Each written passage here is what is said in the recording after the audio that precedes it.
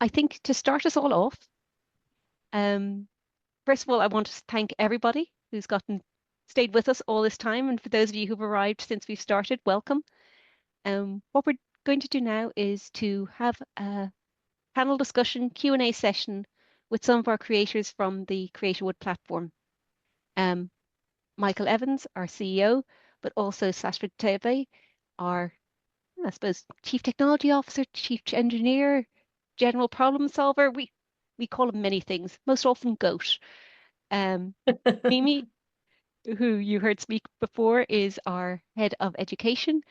Mia Salsi, who you've heard mentioned, is our Creative Director and one who brings an awful lot of the filmmaker's perspective to the output that we are creating. And Jonathan Brielle, who is not formally part of the Creatorwood team, but a very good friend of the team who's giving us an awful lot of insight on how to adapt music, movies, and musicals into this area. So I would like to start, Sashva, asking you, what are what is the roadmap looking like for Creatorwood and what are you most excited about next? Before you answer that, though, just to say to everybody, please put your questions into the chat and I'll pose them to the team. Sashva, take it away. That that's a pretty loaded question. I mean, there's so much on the roadmap. I mean, I think one thing that really excites me is just like really decreasing barrier and friction to like turning a story into a movie. I think like right now we require a little bit of structure to that. Like you need to have a book, you need to have a script, and then you run through this process and you convert the whole thing. Like I think even some people are hinting at this in the chats, like, oh, I don't have a book yet, right? Or I don't have a script, and I think that kind of expands the group of people that can start creating movies is when you just have an idea of a story, you can work with us to make that into like a fully fledged like artistic form. I think that's incredibly exciting. So that's like one route of things is like just any convenience things. Like I think like I really stand by the like low floor, high ceiling, right? Like somebody without skill can do something really incredible, and somebody with skill can do something really incredible as well. Like I think the time when, we can have anybody can make a really good film, but then we also have like the, Christopher Nolan's and like Hans Zimmer, right, of like Creatorwood. I think that's also something that's really exciting to me. And so like, can we both make it really, really easy to do the editing, do the generation, but then also make sure that people who have that skill can really shine through. I think those are like the two most exciting, like most concise ways I can put what I'm excited for on the roadmap. Thanks. Michael, do you want to add anything to your perspectives of the roadmap? I mean, Sashva's always protects himself. He gives big, overarching painting pictures, but doesn't make specific promises. Then I make a bunch of specific promises to stress everyone out. I Where's think, that mute button? yeah, yeah, exactly. It was horrible to ask me anything. But what I'm most excited about is two big things. One is we inadvertently like think about filmmaking and movies in particular. It's kind of the combination of tons of different like media and art, right? Like y music is such a big part of filmmaking. And that's only one part of audio, as Jonathan is so succinctly and awesomely shared with us earlier today. That like audio is a world unto itself. To make a film, you need to have a great script, right? And to make a film, you also need to have storyboards. You also need to be able to translate and globalize your films. So I think in the process of building the movie machine, we've inadvertently built a system that can turn a story into many different things that your imagination desires. And you're going to start to see us roll out some of these like they're almost like extensions onto the movie machine that we've already built just to make it easier for you if you just want to do a trailer or just want to make an audio drama. And in the future, I think how we imagine this is, stories going into things even beyond film and what you see now with games and more. The other thing I'm really excited about is just the streaming platform side. As we start to see people build businesses in this platform, we're really excited to invest in building amazing features with you. And there's just so much there. But what I'll say at a high level is getting Creatorwood on TVs will be amazing. The day that I get to open up my TV and watch your films in Creatorwood, meaning all of yours, will be one of the coolest days ever. So I'd like to go to Mia now. Mia, would you care to introduce yourself, seeing as you haven't spoken yet so far? Um, you're on mute. There you are. Okay, there I am. Hi, everybody. I'm Mia Salsi. I am the creative director here. Michael gave me that title. I don't really care what you call me, as long as I can play on the movie machine, I am good. I've already said this to everyone. I am an AI addict, and I can't wait to see where this goes to next because I am here for it. And Sasha is my Santa Claus. Every day I wake up to new stuff in the movie machine, and I absolutely adore it. And like next week, we're going to work with Jonathan, and I cannot wait for that. I'm super stoked for that. So yeah, anything you want to ask me, I'm fair game. Well, as you've mentioned, Jonathan, I'd like to bring him into the discussion. What are you hoping to get out of the workshop next week for musicals? Wow. I feel like I'm standing on the edge of a volcano looking in and not knowing what's going to happen. And that is such an exciting feeling. Um, I, I, People that know me just like think I'm like walking on clouds because I'm just so excited about this next step. Um, it's been a dream of mine to be able to um, not just launch my own musicals, but to the hundreds of writers that I work with and help their musicals be told. So I'm so thrilled that we're going to discover process together and and even in the 2 months or 3 months that I've been, digging in, I might have made some choices on my script that maybe I was. And by the way, this has been an amazing day. So, there's always something else to learn. Everything is changing in a really good way. And I, what am I expecting? I'm expecting to have my first 25-minute movie musical by the end of our workshop. And if we're just close enough, I expect to know enough to complete that. So how's that for expressing my excitement here? That sounds excellent.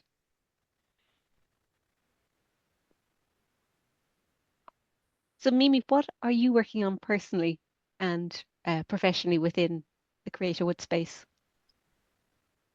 I'm not going to talk about what I'm working on personally, like my projects, or Yes. that's okay. I was like, wow.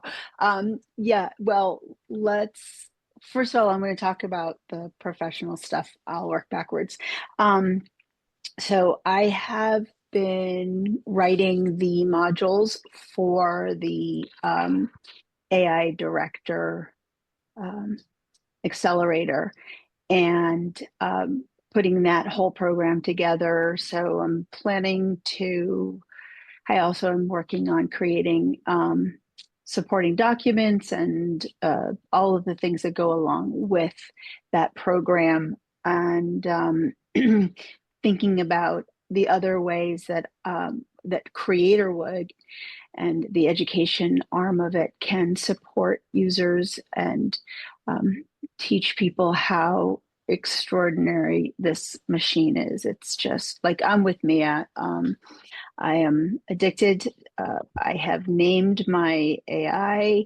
We're friends. I use Perplexity, and we have conversations. And I know it's weird, but because she's part of my life. And same thing with Movie Machine. I used to yell at Movie Machine a lot, and I don't anymore because Sasha's so amazing. Yes, every day it's like a new thing. And then I have a couple of projects. I think I have like four projects. The first one I uploaded back in September is collecting dust because it just would need probably to be re-ingested at this point. But I've got I don't know how I would say it. It's a test that I'm creating, an assessment to that will be basically what someone would have to do in order to be like an advanced user. And it's pretty cool. And then I think I'll probably have tinsel ready for December 2026. Tinsel Is being a specific that Christmas themed movie. yes, yeah, it was a Okay, Christmas thing. Yes, exactly. Um, so thank that's you. what I'm working on. You're welcome. So there's a question here from Carly, but I think it's a good question for everyone in the group to chime in. I'm going to broaden it out from what the original question is, but is this platform appropriate to produce pilots to pitch to TV stations and other streaming platforms? So I think we've answered in the chat that yes, it is, but I'll ask another question, which is, what else can Movie Machine be used for? Obviously, its linear outcome is you make an AI movie, but what other things, Michael, you've alluded to, you know, hidden features that have been created just to make that process smoother, but could create endpoints in and of themselves. What else can Movie Machine be used to create in the filmmaking process? Yeah, I'll share like a quick list of everything. One is storyboards with start frames. We did this recently with for a production company that's filming right now, and they'll be in movie theaters in about 6 months. So we are very proud of that project, and we're able to do this for, a fraction of the cost and time, right? It's a full storyboard with start frames in less than a week with like, it's just remarkable. So storyboarding is one thing. Two is like just getting scripts in general, like that is something that if you are a prose fiction writer, it might not be in your wheelhouse and could be a whole new skill set you need to learn that AI can like quickly accelerate. I think it's still very valuable to know what a good script looks like and have a taste for like what scripts you might want your stories to sound like and look like, but the Movie Machine will convert it automatically for you. Next is teasers and trailers. This is coming out soon, but for any form of media, if you upload a story into Creatorwood, whether it's your next book launch, whether it's a movie that doesn't exist yet that you might want to pitch, but you want some trailers and teasers for, trailers are essentially like I think we've all seen trailers like 2-ish minutes long, cinematic, kind of overview that like really gets you excited about the story. Whereas a teaser takes a specific scene from the story and shares a clip from it. So you can do lots of fun stuff with either of those. Next is I think it's really useful to have even just character profiles, which is basically what the machine's creating for you with like the images and the audio.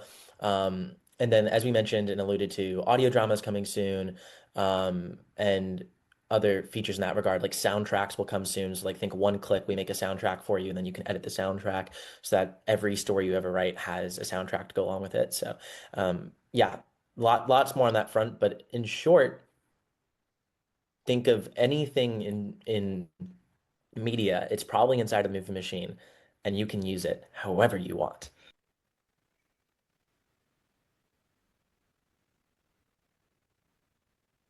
Um, so Patrick says that he's looking to use it for pitch Bibles. Jackie was asking a musicals workshop next week.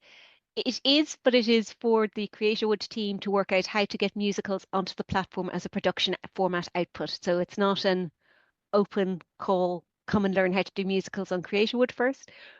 First, the team need to work out that, and then maybe that's something we can look at in the future. How to use Movie Machine to create a musical or a moosie, as Jonathan calls them, for short little snippets to do it.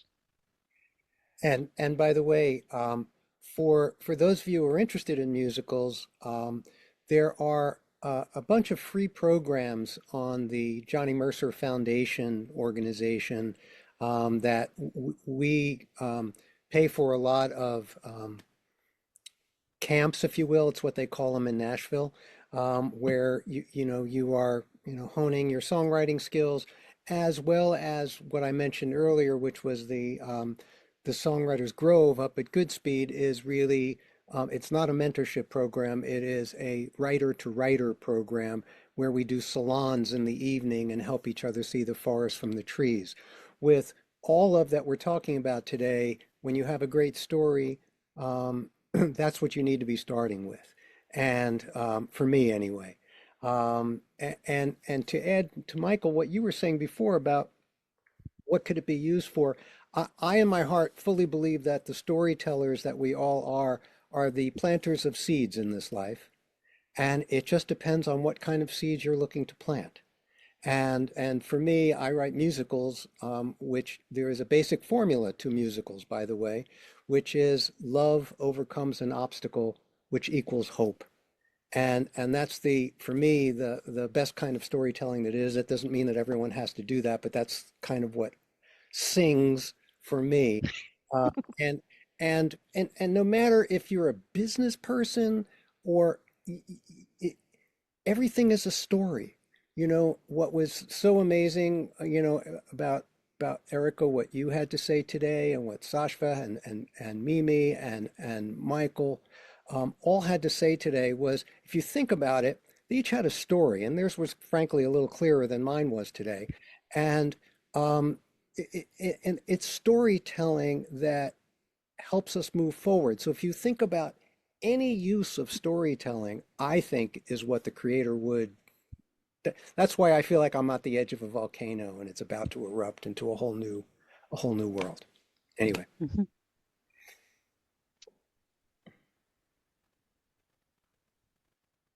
So there aren't many questions in the chat, so I'm going to ask one because it's near and dear to my heart and something we've discussed a little in the chat already, but that is about the format of vertical movies.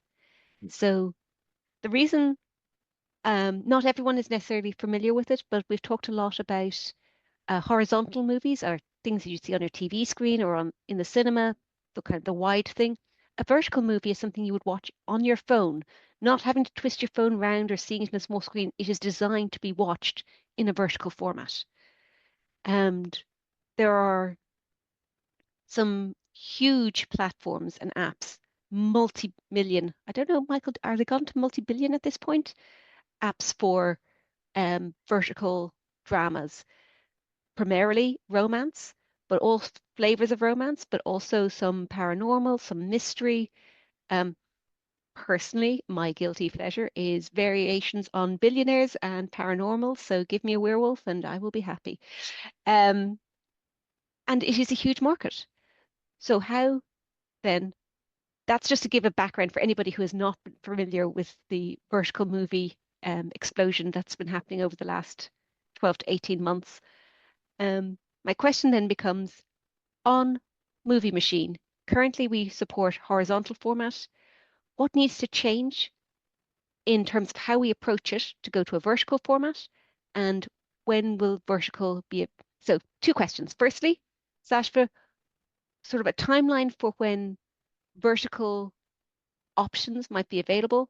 And then a bigger question to Mimi, Mia, Michael, everyone.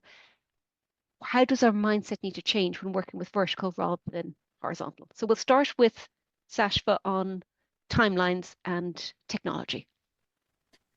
As far as integrating it, it honestly is not like any, super crazy thing. It's very doable, but as you've probably seen in the chat today already, we have like, millions of things that are on the roadmap. So as an absolute timing thing, it's pretty easy. But our philosophy is under promise and over deliver. So I can tell you with confidence that we'll have it out within the next couple of weeks for sure. Our target is probably by December 15th, we would, kind of need it for some of the productions we're doing internally. So I think that's what we're aiming for. But, as far as just integrating it, not very hard. I think the harder part is just if you have like if you have a horizontal movie, and then we have the teasers, right? So like your teasers are vertical. It's a little bit harder to have multiple aspect ratios in the same project. So maybe we'll do like a gradual rollout of sorts, but coming very soon for sure. So assuming then it's a decision up front that we're either doing a vertical project or a horizontal project. If we choose to do a vertical project, Mimi and Mia, what are your thoughts on the mindset that goes with editing and production values for a vertical format versus a horizontal format? Mimi, maybe we'll start with you. Sure. Well, rule of third really does change everything, right? Like there's it's just me. So I think you'd have to really consider framing and it, using more subtle movements, and maybe even like talking about back to the shots when we were talking about that, those long shots. I didn't include that famous rack shot from Jaws, where he's, the scene where he gets pulled in. That would actually work really, really well in vertical. So I think it's just a question of frame. It's going to come down a lot to framing and that use of space. I'm just so used to having stuff on either side of me, to play with.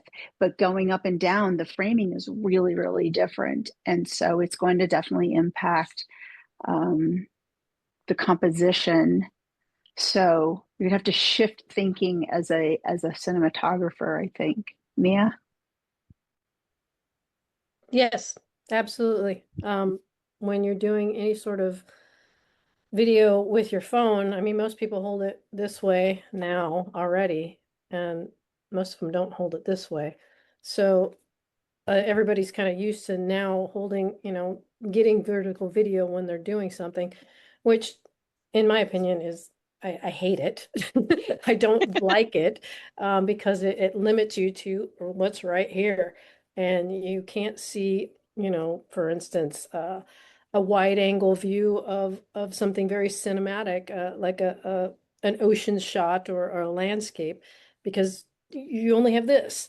And so when you're getting ready to do something in AI like that, you have to think about everything has to be right center stage. It has to be framed as center. And I think when Sashva makes this technical thing happen, that it's going to be a lot of, you have this and we only have this area to work in. So all of your thought process has to be center framed, which to me, it's just not as pretty as cinematic, but that is the world we live in, so we have to adjust. And yeah, definitely has to come down to framing and everything And being right here. But what you brought up earlier about horizontal stuff that's already there, that you've already created, and now we want to make vertical videos, that can all be adjusted, and it can be adjusted, I'm sure Sasha will make up something very, very useful. But for instance, if I have something over here that I now need to move over here, the movie machine is now going to have to take that information and just shift it. And, it will do that when Sasha is done with it. So it won't be a technical challenge, really. It's just getting it done is really what it comes down to. one thing that That, occurs to me listening to you speak is that we'll probably need to do more cuts because you're not going to fit two people in the frame talking to each other side by side in a nicely framed way. It'll be person A says to person B and back and forth, unless we're yeah, coming quite far out from them. Yeah, you could do that. I mean, there's going to be a lot more cuts. There's also going to be a lot more over the shoulder stuff, Hmm. stuff like that. You just have to frame it, and you have to keep thinking that you only have this, so you got to fit two people in there. How are you going to do that? You know? So that's Yeah, just a different mindset is all. I absolutely. I think that there's a few things here that like stick out to me because I remember Erica, we were talking about vertical video when I was visiting Dublin now, like what, almost 9 months ago, maybe, or 8 months Last ago. March, yeah. Yeah, yeah. And we were talking about it for hours and um something that really struck me about it was that from a production standpoint, from a cinematic quality standpoint, those films are what would probably be called by most low quality. Um, and I use quotes because I think this is like actually the wrong framing. Um, and I think this is where we get a lot wrong. And I actually think like there's like sort of because by the way, like again, I like I I'm a competitive guy, and if you're someone who like wants to win, then I want to help you win. So like the game theory of this to me is pretty simple. Um, and it kind of goes to what like Lynette's message is too, which is like all interesting stuff. And by the way, like we're designing the game of Creatorwood to be played this way. So let me just share it, which is this. Um, you know, the entertainment's a power law industry. Okay, this is not going to change. Why is it a power law industry? It's a power law industry because few films make most of the money. Few stories make most of the money. Few stories get all the attention. Why? Human nature. Because we as a species and culture grab onto things and spread things through word of mouth. Virality is a very real thing. It's part of human culture. And that'll never go away. So what happens here is that few stories always make most of the money. Now, from my experience running creative platforms in the past and building software companies, it's been about 1% of films or stories make 70% of the income, 0.1% make about 50%. This isn't that far off from how the rest of the market operates. But there's something really interesting with vertical that is really insightful to me, which is this. First of all, two things. One is that AI brings down the cost to experiment to see if you have a film that's going to be high engaging. And I'll talk about what that means with much less cost out of pocket. You don't need to take a $50 million bet to see if you have a winner. And you can double and triple and quadruple and quintuple and sextuple down on a winner, right? That's like the business of this, right? And ultimately, like I believe that the more you can creatively experiment and then see what viewers want, like that's actually the most liberating thing ever. Like I think that's actually to get into that mindset as an artist is like the funnest place to be in because you could do whatever you want, low cost, low experiment, and then if it's something that viewers love, you can have permission to go all in. Like that to me is the coolest world ever. And AI allows us in film, but actually the hardest part about all this is the mindset. But let's talk about vertical film because vertical film has broken in. It's a multi-billion dollar industry. In China, it's bigger than traditional streaming. It makes more money. In India, it's now becoming a multi-billion dollar market. In the US, it's a multi-billion dollar market. And why? The answer is less due to quality of cinema. That's not it. Okay? It's not high quality cinema, but that's not the point. The point is actually something more profound, which is that these genres and the audiences that it's hitting were not being produced, period, by anyone in film. There was no competition. Erica said her, guilty pleasure is billionaire romances, which is awesome. Tell me what billionaire romances Netflix has produced in the last 15 years. There probably is one or two, but certainly not a lot. And if you go down different subgenres of romance, there would be almost none. So we're talking about this huge audience of people who's super hungry for stories that there's no competition for. So these vertical shorts really are just cheap ways to get productions out, okay? That's what it is. They're shorter episodes. You can do a whole season in 90 minutes. And they've gotten a massive audience. And I think it's because the stories might not be highly cinematic, but they're highly engaging because they're good stories. They're good stories even if they're not filmed well, which is remarkable, right? You can create a film that makes a lot of money even if it's not filmed well, which AI can do. When I saw this, I was like, oh, AI can do better than this. That was literally my thought. And I think that's actually true. Like right now, AI can do better than these things that are making billions of dollars. But and the real answer is you can, and because it's your story. But to zoom out here and go to my point on like kind of the like game theory of Creatorwood and like how you can win in this new economy is, you know, you can always make another film. If you have a winning story, think about every film ever has been remade that was made 70 years ago that was like really popular. Not a single one hasn't been remade. Like literally, like I was just watching in the Spheres in Vegas, Oz, right? And like that was like the Wizard of Oz, like this story now coming to life in this new medium. It's still a film, right? But it was just an adaptation of the film. All this to say that who's going to win is who gets audience. And you have an advantage when the barrier to entry is lower, and there's not a lot of content yet to actually jump on and get an audience because you are the first doing this. There is not a lot of competition. As there's more competition, the bar for having the perfect cuts and having the people in the middle is going to get higher because there's going to be other engaging content competing for viewer attention, right? But in the marketplace right now, there's a supply of attention, right?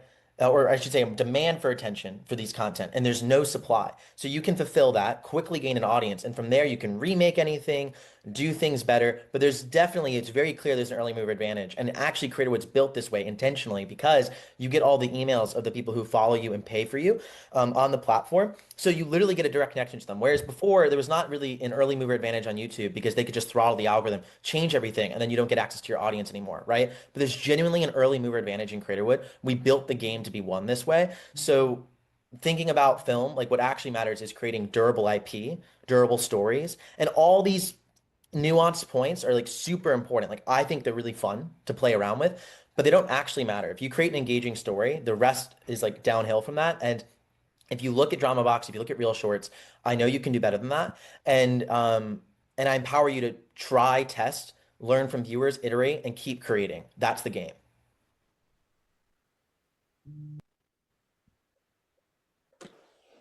So, changing tack a little, Mia has been very involved in our VIP production efforts and running that team.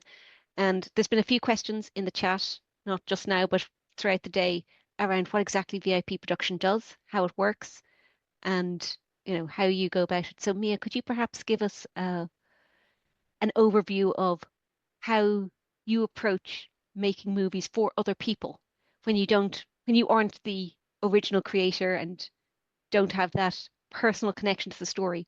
How do you bring the story to life? Okay, yeah, absolutely. I actually approach it like I would any film, is that I am now in the director's seat, and I do my best to take what they have in their prose or their script and create it just like they want it. Of course, throughout this entire process, we get feedback from the person who owns the IP so that we can tailor it to them. So really, they're the director, but through me or through whoever we put in charge of that particular piece of movie, or piece of IP. So when we get a script or a piece of prose and put it into the movie machine, the first thing I do is go through the director's notes and make sure that everything is as it should be according to the script or the book. And then we give it back to the client and let them okay what we have created or what the movie machine has created. And if there was anything that was messed up, that I go in and I fix. And then when they give it back to us with any changes or anything like that, then we go into making the storyboards. And as soon as the storyboards are ready, then I give it back to the client and make sure that they're happy with it. The funnest part for me is the storyboards and the video generation, because that's where I really get to kind of take control of the camera and tell it what to do. And that I also really love editing, so that's a whole different thing that I absolutely love to do. So when I take over that portion of it, the feedback goes to the client in two different spots. Also is for start frames, and then after the very first edit, and that way we can make sure that we're going in the right direction before the final edit, because the client will get one round of changes at every step. And then I mean, my mindset is to try and give it the best look possible for what I have read in the script or the prose.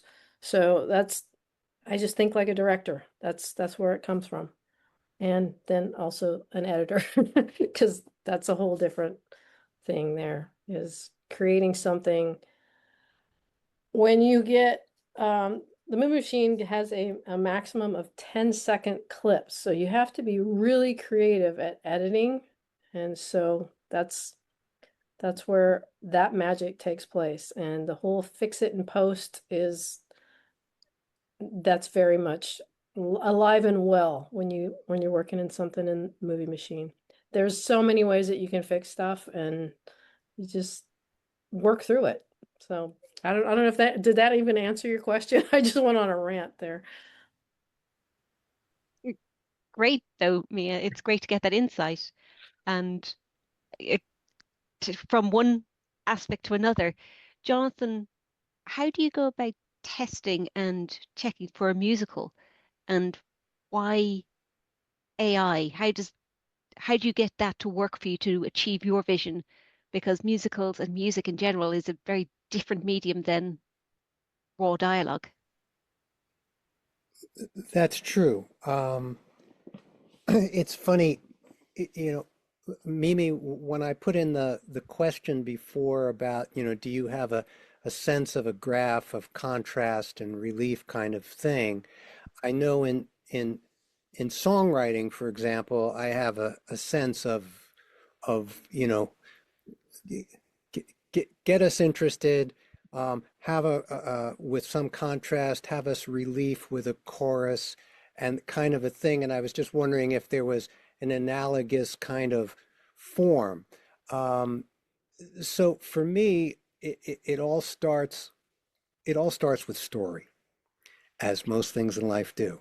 And then the choice of style of music to emotionally convey the story. And then and then the hardest, it's not the hardest thing, but sometimes um, it's the things that are left unsaid that are just as important in songwriting that can be achieved in filmmaking. It's playing against an emotion and not always playing into an emotion. Um, and you want your audience to react, and now I'm talking about live actors, for example. Um, I'd always rather not see an actor cry on stage, but I'd rather the scene make me cry. And so, it, how do you musicalize that? Um, the only difference between songwriting and writing music for theater is that in theater it's contextual. A great song means nothing if you don't care um, and about what's happening next. Um, I, I, I, I have a real thing against, hey, my dad's got a barn, let's sing a song. Or, I mean, it, it, for me, musicals and the music um, has to move the plot along. So in a musical, just as the camera and just as the subtext of the sound effects and everything else is moving the plot along, I believe that the songs need to move the plot along as well. You maybe get one where it's a stand and sing and you're just kind of recapping. I'll give you an interesting example in Chorus Line, the things we did, what I did for love. At the end of Act Two, um, the director, Michael Bennett, wanted to cut that song because it wasn't moving the plot along. And Marvin Hamlish begged, literally begged, please, I need one song. You can earn one song an act that in live. What it remains to be seen for me in I mean, I think we're going to be creating movie musicals. It just happens to be that the images will be AI generated. And what's most important, so that we overcome any fear about, oh, is this real or is this fake? I don't want people to care about whether it's real or it's fake. I want them to feel the story and having being in a musical world will capture that the same way that radio used to. The same, and the voices are so important. And the sound of the voices are so important.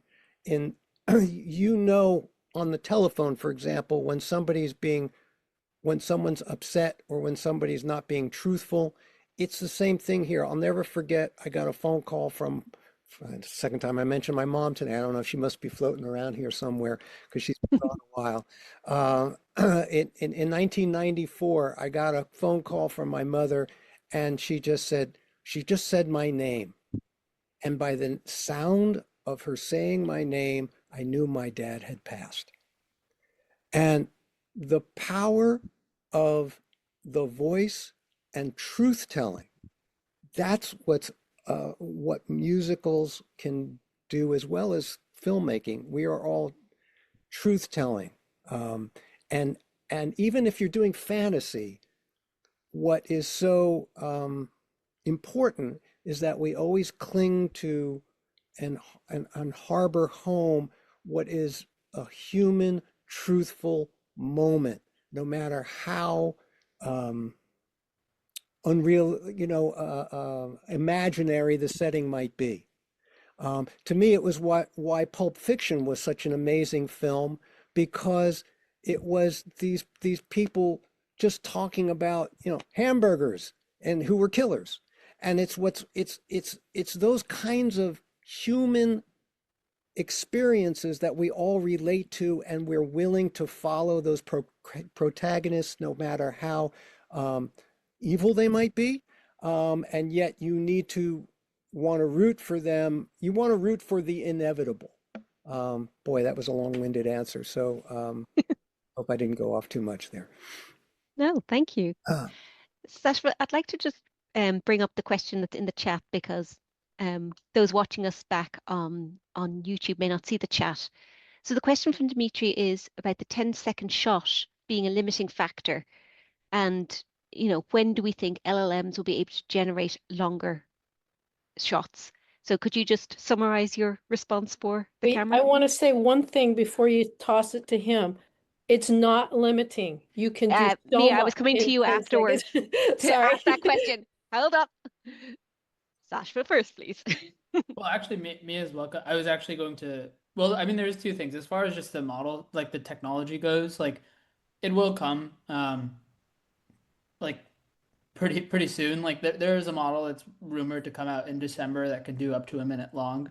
To be honest, like my intuition, and Mia, honest, like I definitely defer to Mia's judgment on this. Is like it actually won't make a humongous difference. Like what you can get with a minute, I believe you can probably get with 10 to 15 seconds. Like, and also, again, another one of Mia has like very brilliant ideas about how to solve some of these things, and one idea Mia has, which I'll have her explain more in depth, is just like you could basically internally link shots. And so if you generate video one, take the last frame, and then use that to generate video two, these models advertise that they can do end frames. What we realized through a painful discovery is that they actually don't do them super well.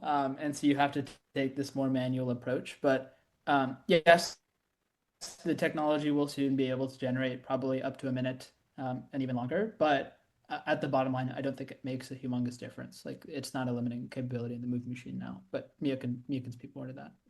Yeah, it Because that was my definitely. follow-on question. Mia, how do you work with the models we have? And if we want a longer shot or a longer scene than the current model will offer, how do you bring that together? Chomping at the bit to answer. Go for it. It's not limiting already. You can do this in the movie machine by taking, like what he said, the last frame of the video of, let's say you have 3 consecutive shots that need to add up to what would that be? 24 seconds long. And you would just take the end frame of the first one, use it as the start frame for the second one, and same thing. Just keep doing that down the line. You can make your video as long as you want if you do that, because then you're butting up against each other. And Sasha hasn't done this yet, but currently, when you do that, you will have an extra little frame in there that you have to cut out. But when he's done making his new version, it will automatically cut that frame out for you, so you don't have to do that manually. But it's not a limit right now, so you can totally do as long a shot as you want it, and as long as you have the patience for. So it's up to you. So I'd like to expand on that further. So that would work in terms of like the continuous tracking shot we saw going into the Copa in Mimi's presentation earlier. Yeah. But what if you just have one character talking and they're talking and they're talking? So the camera's just stuck on their face as they do this long speech without having to try and track. So you're lining up audio and video. What other tools can we use to, I suppose, break up that Well, it paragraph would of text? still be the same process. Currently, right now, what I do is I just I do the same thing that I just said, and if they have, but I limit it to like 2 sentences per shot, and that way I have room to cut, and not really cutting because I'm using the last frame and putting it up as the start frame, so it's going to start at that exact same frame. So you're not limited to how long you want the shot. You're really not. So one of the things we've talked about before is the use of the reaction shot. So while the audio is continuous from the character's perspective, that you see them speaking sometimes and you see their listener responding to them sometimes, and that can also bridge the gap between Absolutely. only 6 minutes of that, so it doesn't look jerky if those transitions aren't bang on the connection. So that Yes, you can. They shouldn't be jerky at all, but yeah, if you need to cut away to a reaction shot, what I will do in the movie machine is make a few shots just to be B-roll shots. So if I can't get something to work, that I have a little B-roll shot that I can pop in there when I'm editing. So that so also, what do you regard as B-roll? For those of us any who don't sort, come from a film background, sorry, what gets included? any sort of cutaways, reaction shots, if you're like doing any sort of panning around a room, if somebody is looking a certain way, it can be something that they're looking at, it's just whatever you see in your mind's eye as something to cover up that shot that just you can't get it to work for some reason. But yeah, absolutely. Great. Thank you so much for that. Marnie's commenting about the end frames not being there anymore. And I think we've talked about this already. We've sort of done away with them because they're not really giving us the value we thought that they were giving. And start frames is our starting point now. Oh, yeah, well, because of what I just explained of how you can go from one to the next, end frames, I still like end frames. Sashva did not. We had a long discussion about it. But it only works in certain shots. If you need something to be like from here and you need it to end over here in a specific spot, yes, you could use it for that. But at the same time, unless you need that particular shot, and once again, if you don't explain it exactly, the AI will just make stuff up sometimes. And we found that out when we were doing the movement of this red ball from one spot in the frame to the next frame. And it wanted to have something to cause the movement instead of just moving the ball. It wanted something to initiate the move. So it put a foot in there kicking the ball. So that's why he took it out. It wasn't working as expected or what they said would work. And I mean, in some instances it did work, but a lot of times it didn't. So it wasn't worth the people spending their money on. And I think that goes back to what I was saying in pricing and what we're about as a company, which is minimizing the barrier that cost gives to people to get into this. If it's not providing value, then why spend money on it? And that's, well, Creatorwood might spend money on it to fix that problem behind the scenes, but we'll do that so that you don't have to spend money on it to get the output you want. Exactly. I want to contribute something to what Please, Whitney was Nalini, go saying. ahead. Thank you. Is that, the machine, the AI is, it's obedient to a point. And I always say how, like, I just want it to do my bidding, right? And so the example that Mia brought up, which was so like hilarious, but also frustrating, was a real magnifier for me on understanding how it thinks. So the idea of a ball moving without something, like it understands physics, right? So it needs something to initiate the movement. And if you understand how the machine thinks, it actually helps you like anticipate or even like work around some of the hiccups that come through. And it's the other thing is, I remember when we were working together last month, I was sitting next to Mia and I said, "Oh, the machine did what I asked for." And she said, "Oh, awesome." I said, No. It did what I asked for, not what I wanted. And so, right? And so the verbiage that I used, when I went back and I read it, I was like, I see. I wish I could remember exactly what it was, but it will do for the most part what you ask it to. But it will interject some unexpected moments and assets sometimes. So I just wanted to contribute that. And I think that's also where Sashva's update to ask questions when you do an edit frame come from. It's the, are you That's sure it. that's what you meant to do? Have you really thought through what you've just said?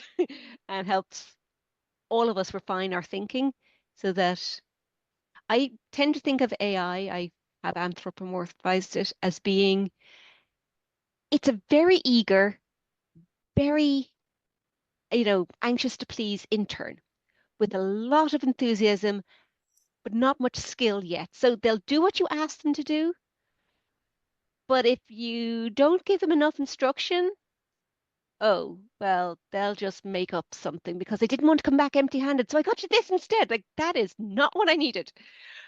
And what I consider Movie Machine to be is like HR's onboarding process. Like, they're going to take that intern and they're going to teach them how to make a movie and what this was about. Um, and therefore that helps, so that when you're working with them, they understand a bit more about what you're asking. Still, it won't be everything, and different models interpret words in different ways.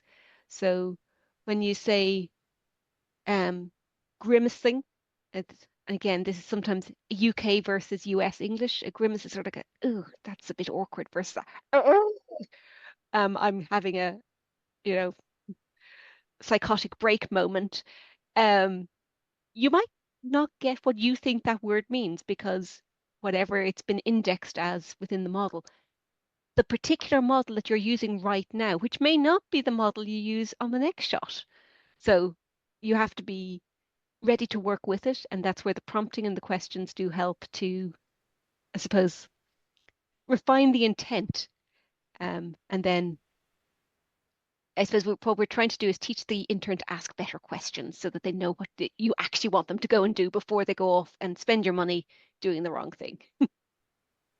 Internally, we have a bloopers channel. I'm sure we'll share a compilation sometime soon of just how bad things can go if you're not specific. Coco knows We have all about it. we have one on the Discord channel as well, and there was one recently where this guy standing in this lovely medieval courtyard, and the next thing, a fountain appears as if it's been pushed off from off stage, like as a set piece. It's like, but this is photorealism, not on a stage. You're like, where did that fountain come from?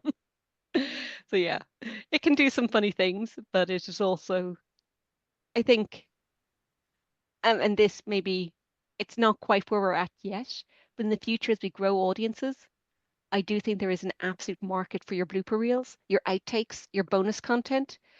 Um, think about, for those of you who know the author space, there's a huge trend for special edition copies with the luxe, um, foil wrapped covers and this and painted edges and all the fancy details. It's the same book inside, same words, but it's pretty. In the same way, those of you old enough to remember the DVDs when you got the special edition box set where it had disc two includes director's commentary where we'll do the exact same show, but we'll have a voiceover. Plus bloopers, plus a deleted scene that never made it to the movie, plus, basically whatever else we had lying around the cutting room floor that we can charge you extra to give to you. But therefore, that could be, it's the behind the scenes, the welcome into my world that true fans find so valuable. And it's how you can often turn someone from being a casual viewer to a true fan to let them, you make them feel part of the story because you've drawn back the curtain. So I do feel that nothing is wasted, even if you do have some incredible bloopers. Blooper reels have their place too.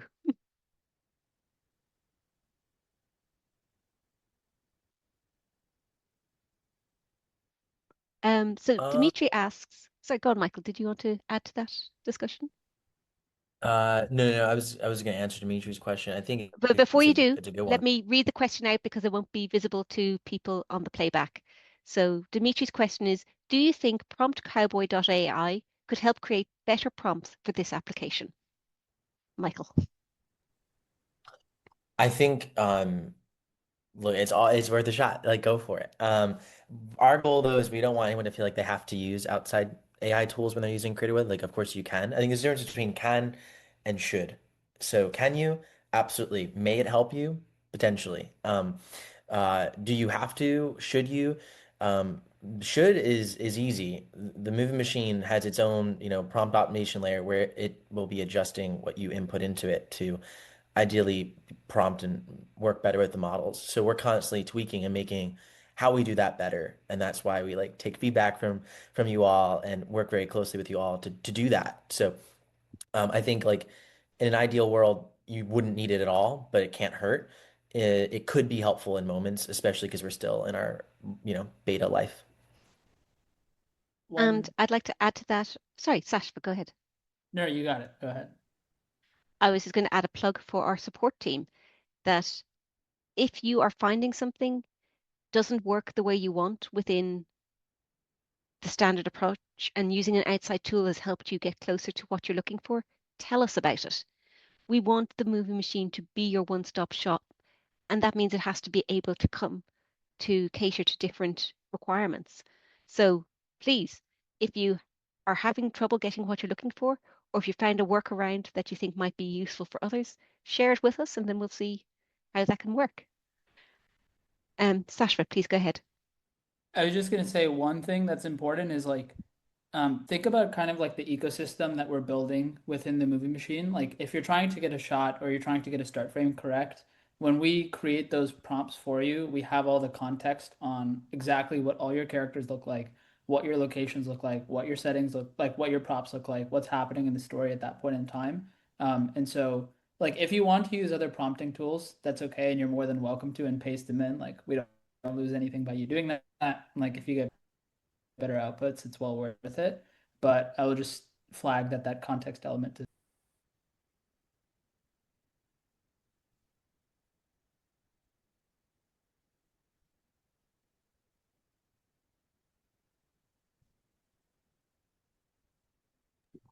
Any other questions or comments from the chat?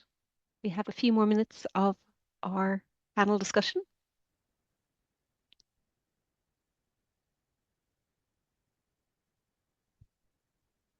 I don't know if we've tired everybody out or if they're just taking their time to type.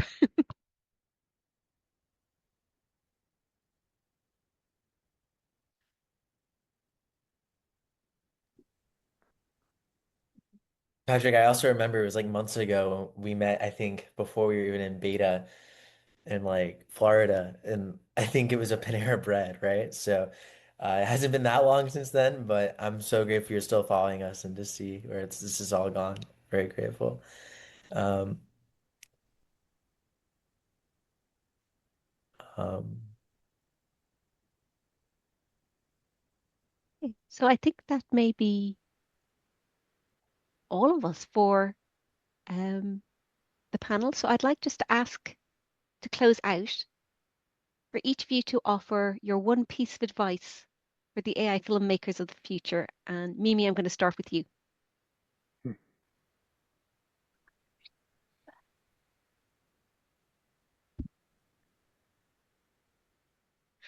Do I need to come back to you later, Mimi? Yeah, you do. Mia, are you ready to jump in? Just go in with the intent that you have in your mind and word it the best way possible. I also find, and I mean, this may not always be the case, but I find right now that the movie machine handles scripts or prose that are overly descriptive much better, because that way all your intentions are there and it does get things more to what you are asking of it if you are very, very clear on your descriptions. And it does help, especially if you're a script writer, and this isn't really the normal way to write a script, but to be overly descriptive in your locations, your props, and your characters. And that includes all characters, not just the main ones, because if you don't care what the AI makes up for a character, then fine, don't give us a description. But if you care about what they look like, then definitely put in a description in your script or your book, and that way it can get it correct. So yeah, that's Thanks, Neil. yeah, absolutely. Jonathan, same question to you. Your one piece of advice to AI filmmakers up and coming. Um, Start with a good story. Uh, that's first and foremost. This is all about how to communicate your story and think about what the intention of the story is. What, not the plot, but what the intent of the story is. What your, in a sense, what your theme is. What is it that your story, that you wish your story could convey? And with that, when you're working with a new tool like this, like AI, um, remember that it might change the way that you initially thought that would be communicated, but as long as the umbrella of your intention is not poking holes through it, then you might be on a really good track. And I always think of South Park as a great example of the most ridiculous looking animation in the world, but the most effective satire and storytelling, with very low expectation of what the visual is. So think of your storytelling, think of your intention, and let the magic happen. Fantastic. Thank you, Jonathan. Mimi, am I okay to ask you now? You are. Yes, thanks. Um, yeah, actually, I do. Mia's reminder about specificity is really, really important. And it's interesting because when you, if you're a novelist, then you're used to that. But if you're a screenwriter, you're not used to that. So it's something to consider. But also recognize that you're developing a relationship with the machine. And just like you sit in a dark room with an editor and you guys communicate, or you sit down with storyboards and your DP, you have to do the same thing. And the more that you communicate with movie machine, the more you will understand her and she will understand you. And so focus on the relationship, and have fun with it. And don't go in expecting like, oh, well, it's a machine, so it knows exactly what to do. It's learning, just like you're working with a new editor. The new editor has to learn what you are looking for as a director. So be gentle and kind, and develop a relationship. She'll treat you well. Thanks, Mimi. Sashva, what would be your advice for people working in AI film, whether using Movie Machine or not? Yeah. I would say, having been in the weeds with these models, there's like three principles that I will live and die by. One is experimentation is king. Like it's very easy to like fall into a like hole of thinking about something works a certain way. The reality is that, these things are early and you kind of just have to try things out. I know it's sometimes hard. Like it's like, oh, I'm hitting generate and like my coins are, vaporizing and whatever. But it's like, trust me, like in the grand scheme of things, you'll be a lot more happy if you experiment rather than pulling your hair out over, why didn't this work? Why did this work instead? Like, go with the flow, embrace it, just experiment. That's number one. Number two is like be communicative. Like this is not like a super well-known established field that's been around for decades. Like communicate amongst yourselves in the Discord, like communicate with us, like through support. Like everybody is going on this journey together. Just like tell us what you're going through. Like, oh, something like this is our principle as a company. Like we have a prompt exchange channel. We have like a bloopers channel. Like, embrace the weird things and then also share when things work, right? And if you have a problem, then escalate it to somebody who might have a fix because everybody's experimenting with things and like, you put a bunch of minds and ideas together and you just have so much more to work with. And the last thing is just like be open. Like if you're going to go into this thinking that you're coming out with a Hollywood film, my friend, I would not recommend you use the movie machine or touch AI film in general, because you will be very, very, uh, like, you'll just be baffled.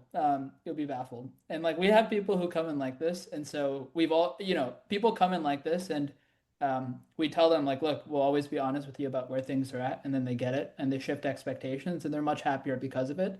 Um, don't think of this as regular video. It is really something new. Take it as such, and, take advantage of that and find the silver lining in it. Thank you, Sash. That's amazing. And finally, Michael, back to you. Well, we're gonna hear from you too, right? Oh, I hadn't actually thought I was just going to moderate this myself. I think we need to hear from Erica. We need Okay, you. well then, what would I recommend? Um, in line with what I've spoken about today, I suppose I'd recommend keeping an eye on the money. Um, because if you can't afford it, you can't achieve it. But you may not need as much as you think if you do it smartly. So I'd encourage people to take the time to learn, take advantage of the free resources available. There's the incredible masterclass, which takes you through every step of the process. There's the boot camp, which is sort of a 5-day intensive to teach you some of the key principles behind movie making as a business, and use that to plan what you're going to do. Start small, experiment, as Sashma says, and find out what works for you, what makes you happy, and where you want to be in the process. And you may find that you want to know enough to be able to talk to your AI director, but you don't want to be your AI director. That's fine too. But know what it'll take, know what it will cost, and make sure that you're able to afford it, because 90% of the best movie ever that can never be seen because it's not quite finished will make you an awful lot less than, you know, much shorter movies that are actually complete. So you want to make sure that you get that dopamine hit of completion and getting it out there, because the best way you will learn is through marketplace feedback. You think you know what the audience is looking for. You think you know how to get the right video. You will know when you see the reactions. You could be striving for a level of perfection that actually will hurt you in terms of your audience's engagement. You need to get real world data to know real world answers to how you move forward. So I suppose my advice would be watch the money, plan small, and then have a view to how you grow and scale going forward.